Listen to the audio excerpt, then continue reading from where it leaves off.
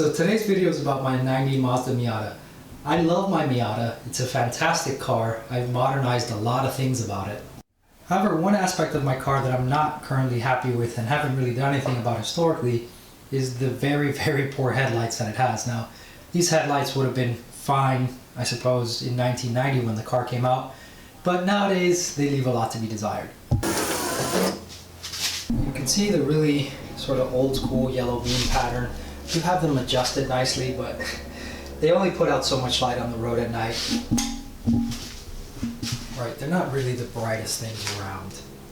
Certainly not terrible, certainly not the worst, but not great either. Now, normally, if I'm going to upgrade lighting on one of my cars, I'm going straight to the retrofit source and either building a custom set of headlights or ordering something that they have there off the shelf. But usually by doing that, you're guaranteed a kind of higher end, at least nice functioning product, right?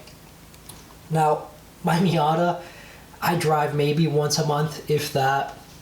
I couldn't really justify spending a lot of money on a fancy set of headlights, so I figured I would try my luck with some stuff off Amazon. My friend did this on his Jeep Cherokee, and he was pretty happy with it, so I figured I'd do the same with the Miata.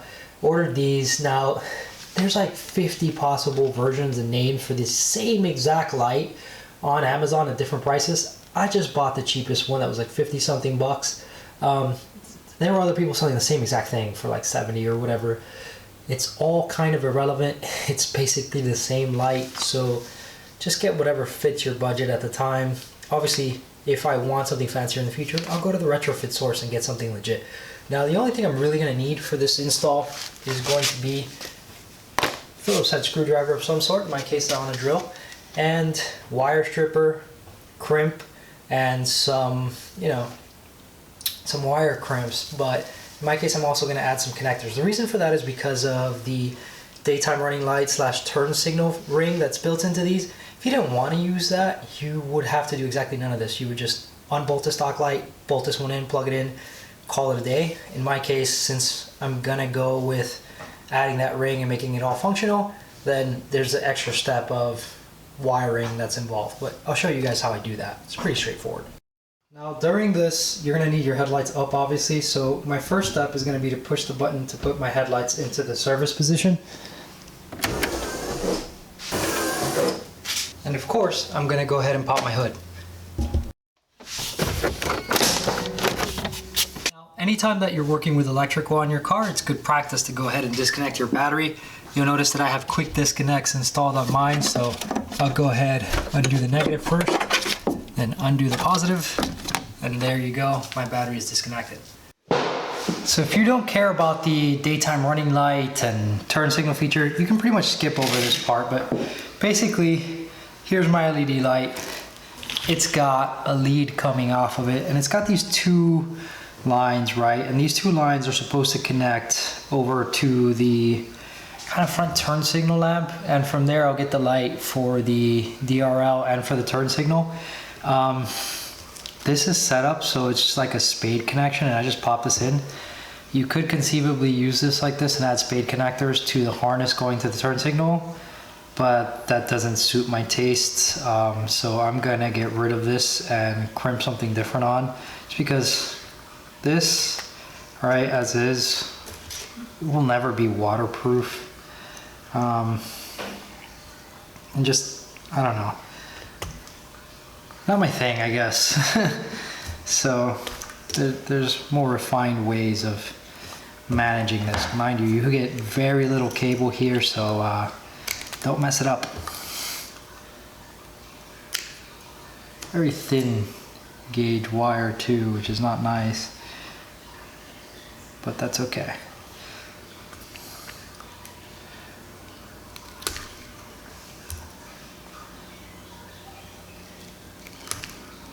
It's like a 20 gauge cable. Alright, we have that. Let's grab a couple of crimp connectors, little crimp tubes. These are for thin wire, so they should hold.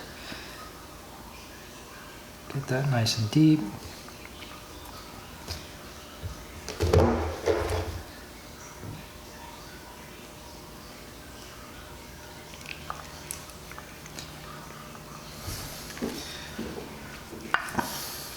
So here's the part I'm telling you about. If you yank on this and it's not tightened down all the way, you've wasted a crimp. So, alright, wanna make sure you squeeze that real good. And later I like to come in for good measure with a set of pliers. Alright, so these wires are differently colored than the ones coming off the lamp, which, whatever, that's based on supply. But I'm not a big fan of, just because lack of consistency. But I'm going to connect white to white and yellow to green.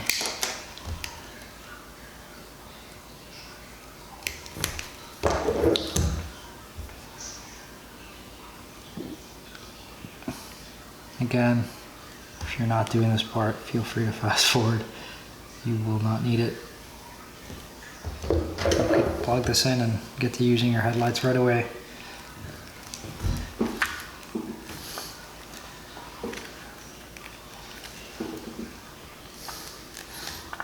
Now, unfortunately, I also don't have heat shrink. I'm out of the right size heat shrink to kind of bundle all this together. But if you ever look at a factory harness in one of these cars, you'll see that they use this ugly plastic split loom.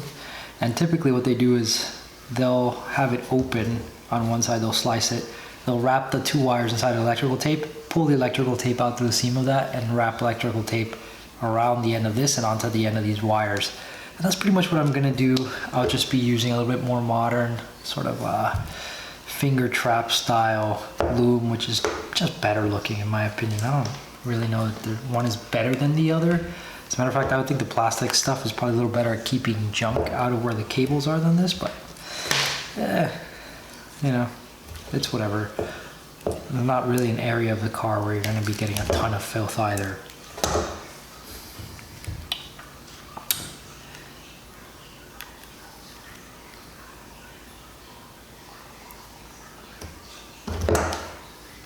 Might be a consideration if you're running, you know, wires under your car and your car does off-roading or gets driven in South Florida where it monsoons half the year.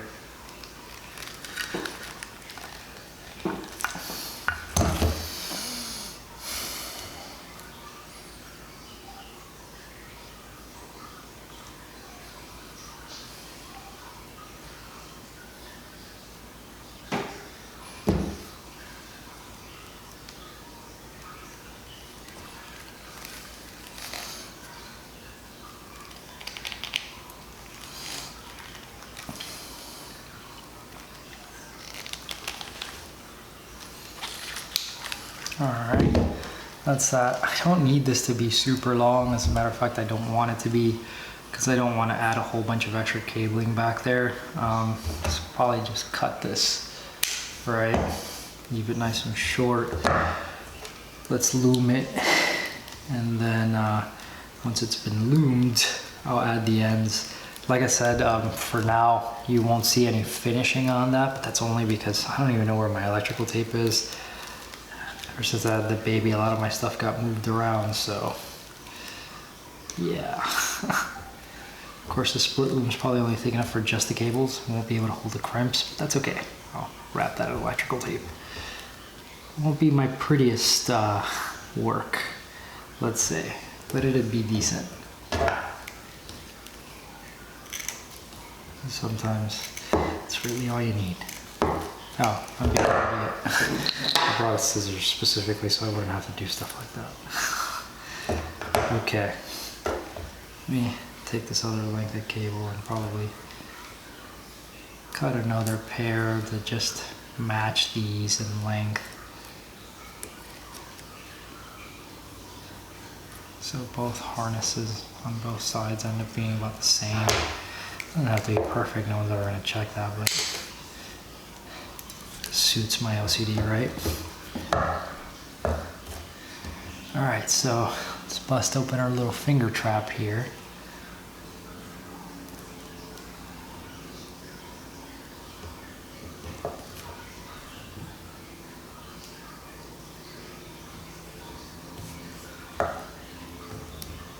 So this end will get electrical taped And then let me, obviously gotta trim it back a little bit. Give myself extra cable. Cool. And then I'll obviously have a connector on this end, right? And that'll be about what I need it to be. You know what? Both. This is a male end. We'll use a male end here as well. Just keep the theme going.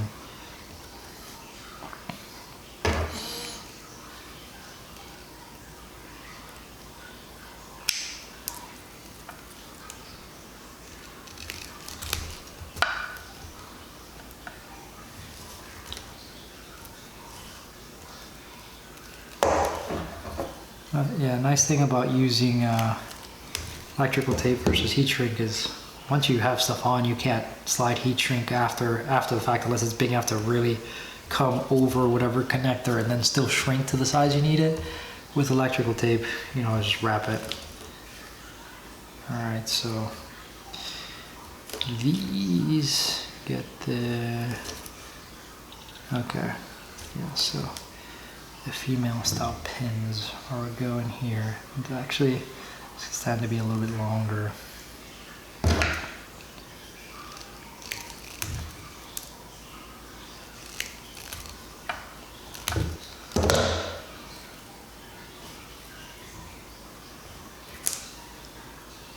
Sometimes if you want extra security, you can actually solder these into the pins and then crimp it. It's a good idea sometimes, especially if you're using a very thin cable. Alright. Let me see if I should have the right crimp size for these.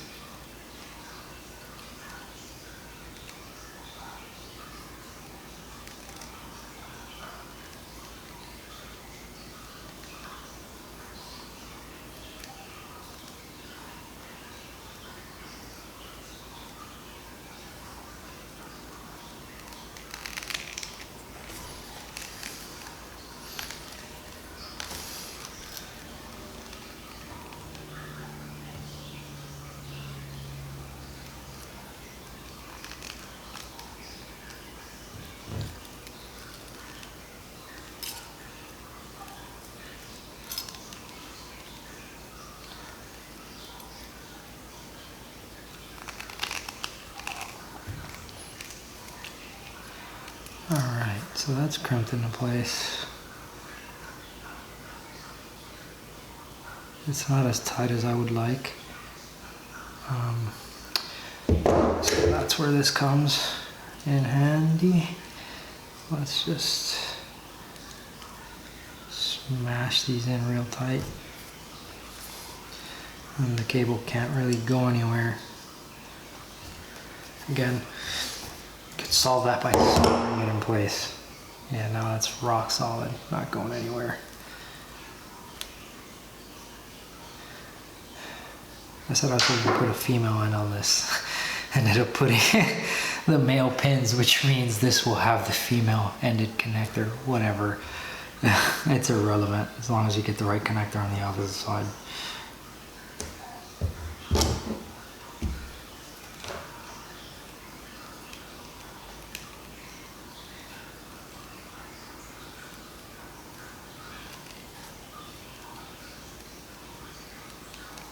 All right.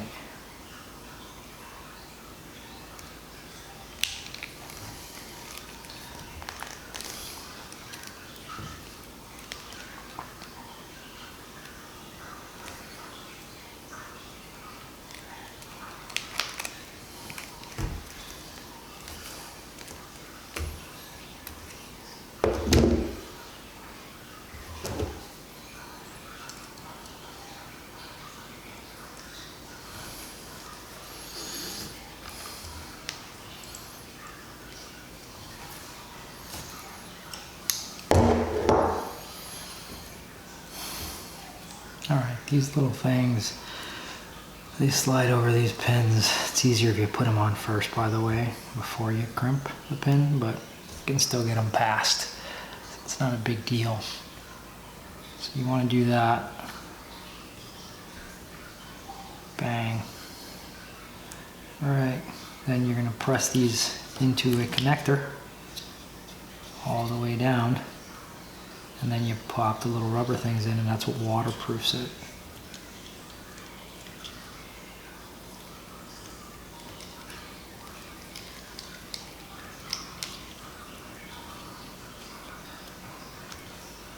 There's one.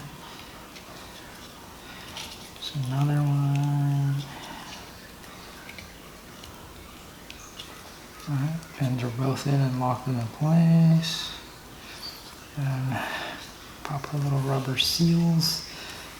And that's one end done. We'll do the other one similarly, and then we'll install the male ends coming off the harness inside the Miata. Now, before these can go on the Miata, there's something you have to consider. So you'll notice that on the back, there are these 3 nubs. And those nubs actually align the headlight inside the bucket so that it sits correctly. Unfortunately, for whatever reason, in the Miata, if you get 2 of these in, the 3rd will not get in, and then you won't be able to put the headlight on because the ring that retains it won't go on. So you're gonna have to remove one of these, and what I've decided to do is keep one top one and the lower one, and that should give me enough to orient the headlight correctly, and then I'll eliminate the 3rd. That should be quick work with a Dremel. I don't know what the heck this housing is made out of. I'd guess plastic or fiberglass. Either way, wear some respiratory protection. It's probably not good for your lungs.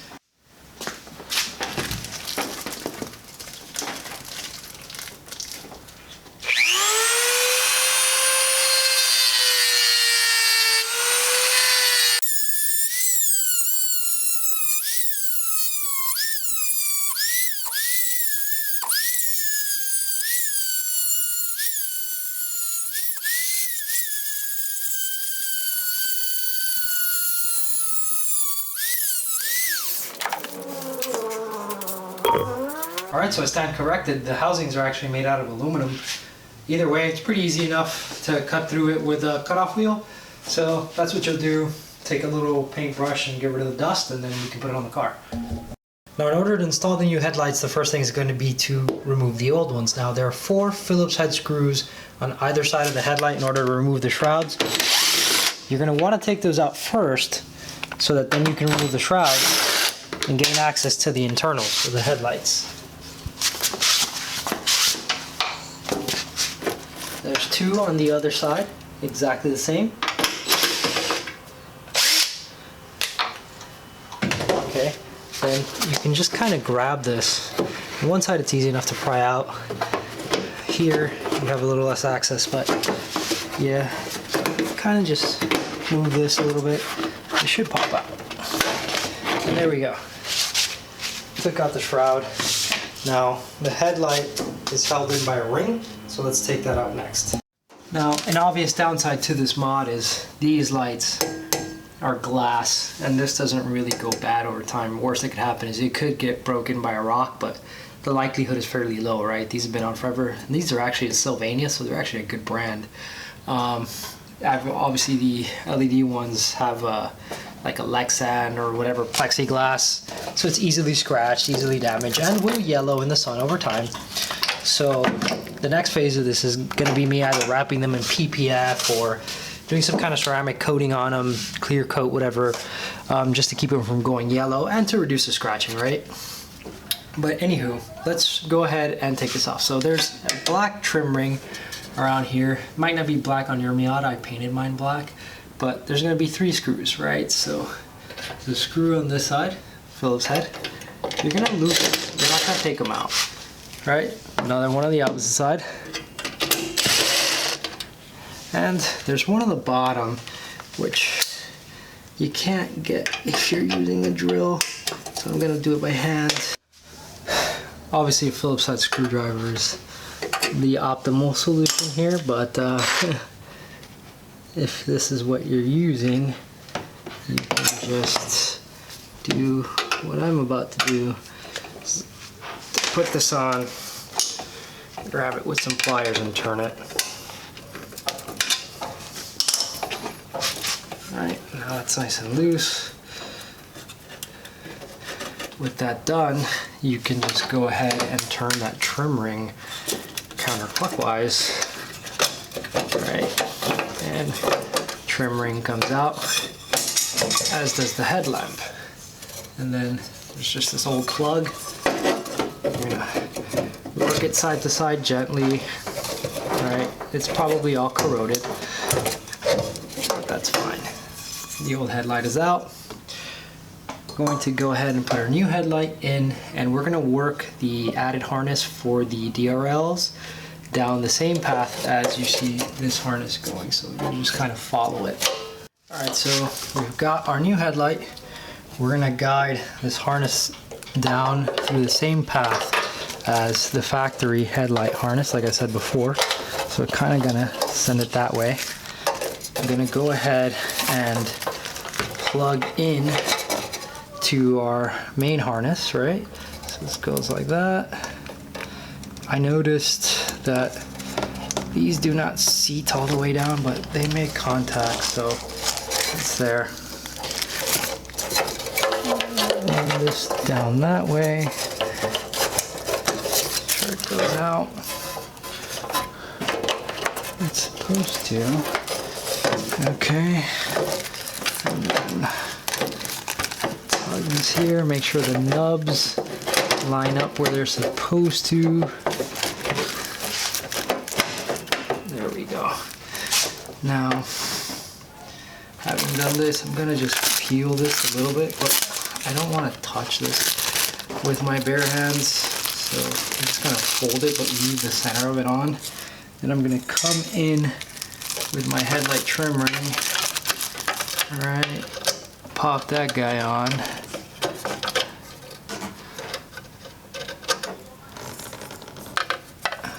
I want to say it's like this. The trim ring actually has a very specific orientation, by the way. Doesn't just go on hover.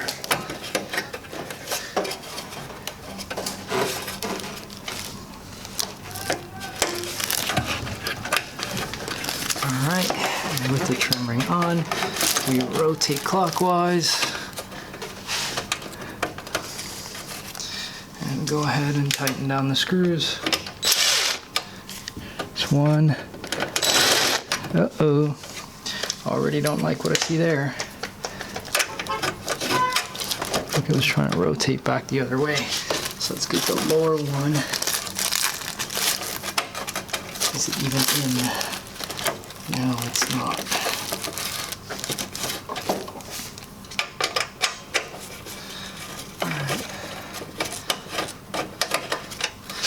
Make sure you got your lower one. It's a little bit harder to see. It will be a little bit of a pain in the butt if you're not careful. There we go. And rotate this whole thing clockwise. I'm going to go ahead and get that lower one in until it's seated all the way down.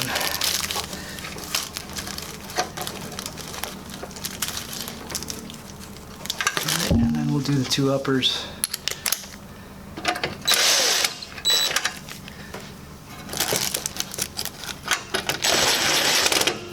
Alright, we'll take that off. Headlights on. We can put the shrouds back on, having done this. And then we can test our lights. But for now, actually, let's leave this out because we still do have to make the connection on the bottom. And we could use the extra space. So this next part is pretty straightforward if you know what you're doing. So there's a wiring harness here, right, that's clipped here to the bottom, and it goes to your front turn signal light. What you're going to do is you can stick your hand in here, right, preferably through this part. You might have more leverage. But you're gonna stick your hand in there and you're going to undo the light bulb that's in here. And the harness that comes off of it has 3 wires, a white, a green, and a red. Now, if you look at this little harness that came with this, the white will go to the red and the yellow will go to the green. And once you splice all that in there, you connect this pigtail over to the other one that's coming off the light, which I built earlier, and you'll get your halo and your turn signal function out of the halo once you do that. Now, I've already gone ahead and completed the driver's side, so I'm going to go ahead and show you the passenger side. You could reach in here, like I said, and take it out. I did it on the other side that way. Here, I feel like my angle, because I'm not sitting in the same place due to having the camera, it's a little bit harder, but you can basically do this. And here's that harness I was talking about. Now, when I painted this years ago, as you can see, I painted my whole engine bay black. I didn't really take much consideration for these bulbs, and it's interesting because the bulb being kind of like half black and half amber makes the housing look interesting inside. It's kind of like makes it look darker. But anywho, it works just fine. By the way, the bulb shines even through the black. My cables, as you can see, have kind of been painted black, but you can see, at least on some of it, the red and the yellow. Right? If you unclip the harness from the base here, you'll actually have a lot more length of cable to work, but you basically have to break that stupid clip to get it out, or come in through the bottom and squeeze it with pliers, which requires you to get up under the car, and if you have the shrouds and plastic stuff underneath, you gotta take that out. So you don't gotta do that. It's just a little bit uncomfortable, but you can work in this space. So I'm gonna go ahead and cut my green and my red cables. Again, battery is currently disconnected. So we'll cut them right about there. Bang. Right. Now, both of these, I'll go ahead and I'll strip the ends off, right, so that I can go ahead and use a crimp connector to make them one with the harness off the new LED headlights. So I did misspeak earlier. The white wire will go to the red wire. The yellow wire will go to the green wire. So just keep that in mind. All right, so yellow wire to green. Just twist those together really quickly. And we'll go ahead and drop butt connector in there. So a lot of people will solder at this point. I'm not a fan of soldering anything in an engine bay in a region that gets hot, right? Like, solder joints often fail in engine bays and in other places, so I would rather just crimp these joints, right? So we'll take this, bring my crimping pliers over.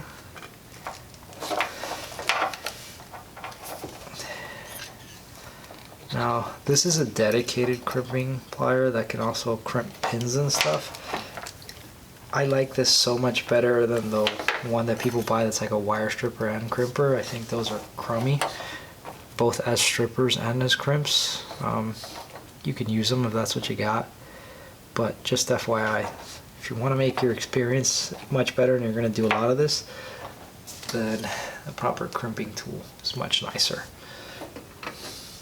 And obviously there are better, more expensive tools than this one.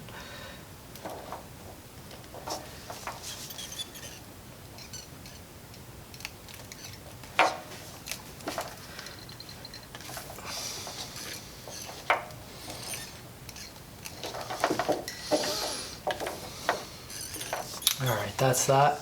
So now let's strip the cables down here. And with these two cables stripped, we'll go ahead and join this back in. Easy way to strip them is to come up down through the side of that and do this, or alternatively you could actually probably take out the turn signal and get at that if you absolutely need to, or best of all, undo the stupid clip and do it. But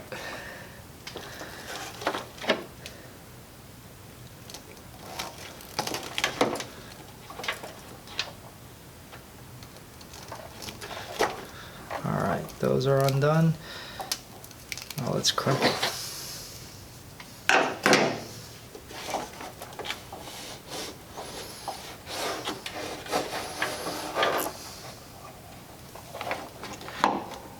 thread.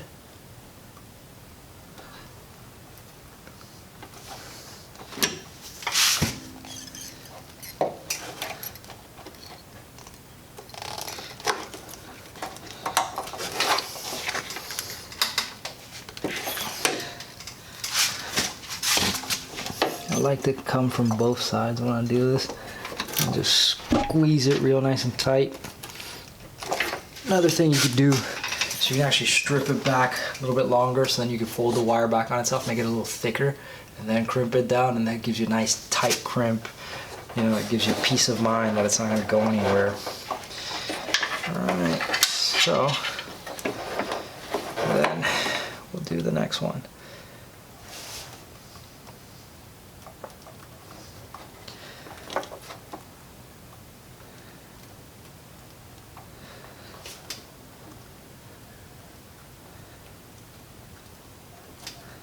There we go.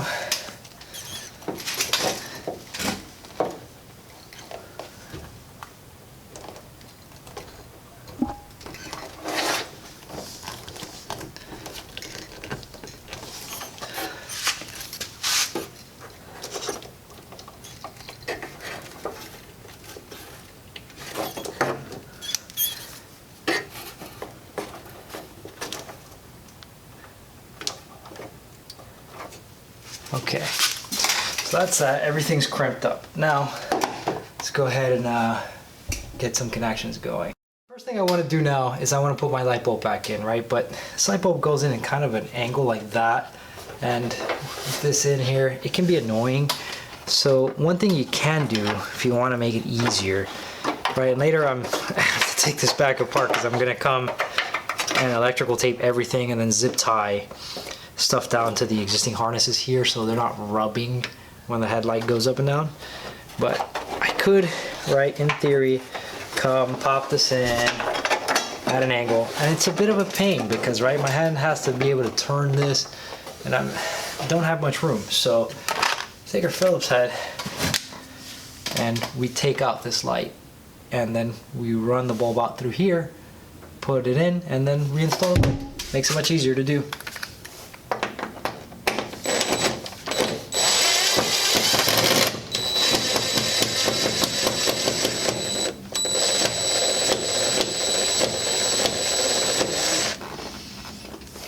That's one.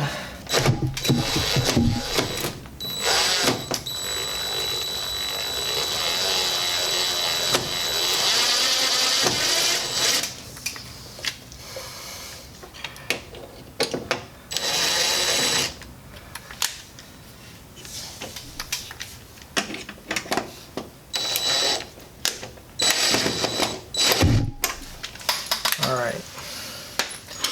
Let's pop this light out. Basically push it from the back and pull it out. It's the easiest way. All right. Then take the bulb and we're going to pop this in. All right. Super easy that way. And if you're a real big detailing guy, when you have this out, take advantage and clean that filth that's built up in there. All right. Pop that back in, put the screws back on. You don't want to, if you're using a drill especially, put a lot of pressure on these. You kind of just want to like let it rotate and add just enough forward pressure that the drill stays engaged. Make sure you're at the right angle. If you feel resistance, back off. You do not want to force this in.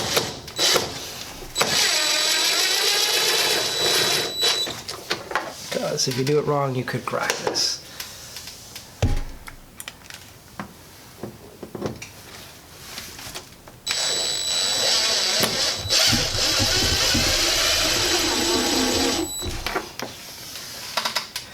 All right, that being done, we just have to route this pigtail up under here and connect it to the other side, and this thing is ready to rock.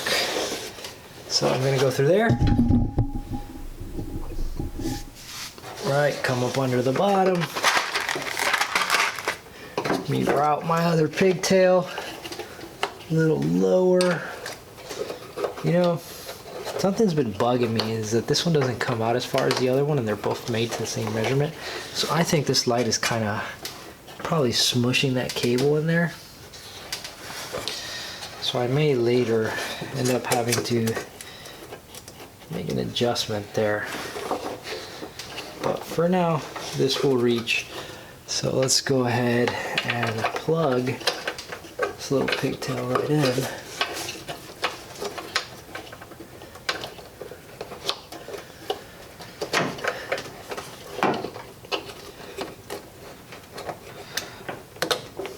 That's that. All right, so now I'm going to connect my battery and then we can go ahead and test this.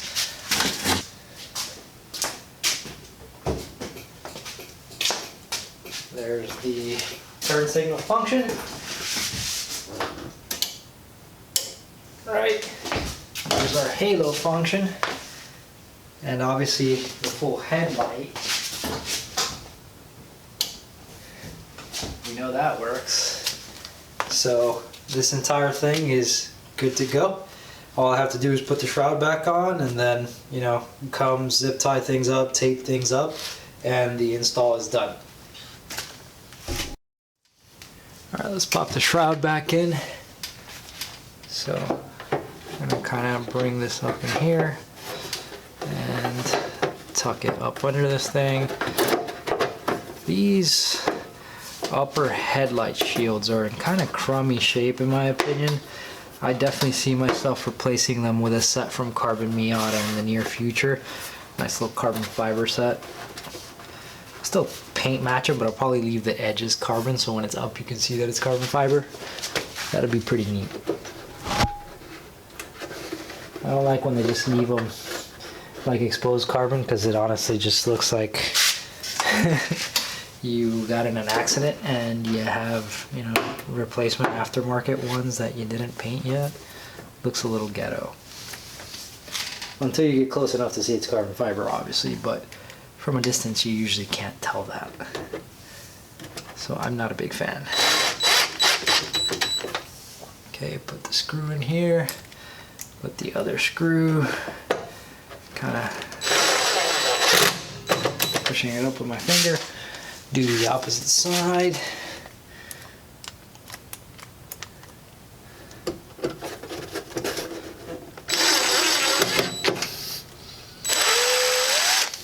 All right, so that's that. All right, this is reassembled. Let's take a look at what this looks like.